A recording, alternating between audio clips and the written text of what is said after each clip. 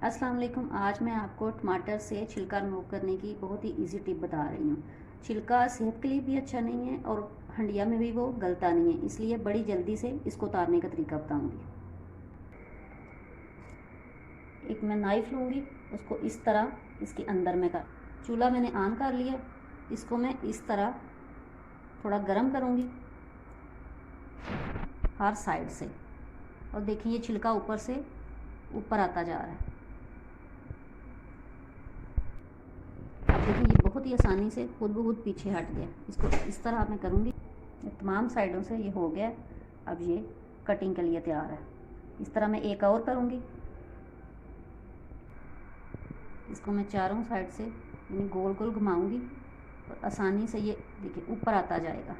खुद ब खुद छिलका जो ऊपर आ जाएगा, आसानी से उतर जाएगा।